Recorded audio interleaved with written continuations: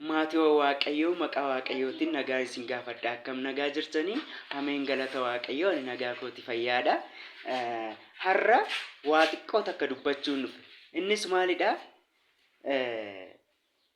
Yeroo baay'ee wanti kun anattis gaafii ta'a, isinittis gaafii ta'a jedhee yaada. Copy link share gochuudhaan obboleewwan keechan biraan naa ga'aadha.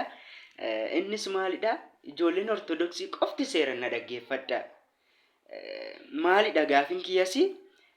Yeroo baay'ee waa'ee Yesuus waamuun yeroo maqaa Yesuus waamne bakka itti saalfanna jechuudha.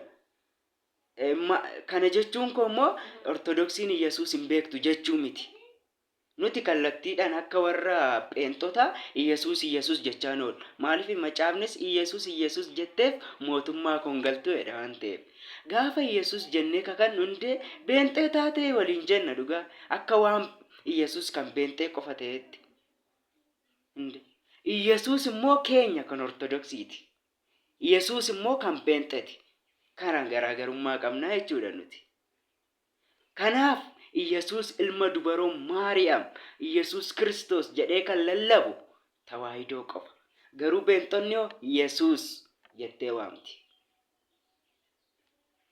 Kana jechuudha garaagarummaan keenya. Kanaaf ijoolleen Ortodoksii maqaa Yesuusii waamuun hin saalfatinaa. Ittiin qaana'inaa. Sirriidha. Waaqayyo callistanii maqaa koo waaminaa jedheera mitire.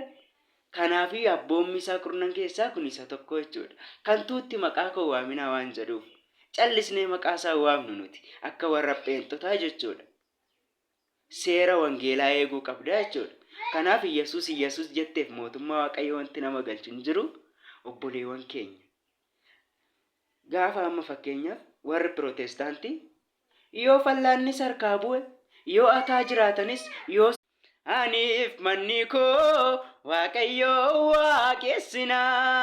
Aniif manni koo Waaqayyoo waaqessina. Isaatti amaannee abdii godhannee gocha isaa dhugaa baana.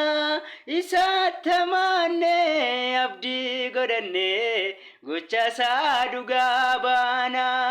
Aniif manni koo Waaqayyoo waaqessina. Aniif manni koo Waaqayyoo waaqessina. Isaatti amaannee abdii godhannee gocha isaa dhugaa baana. Isaatti amaannee abdii godhannee gocha isaa dhugaa baana.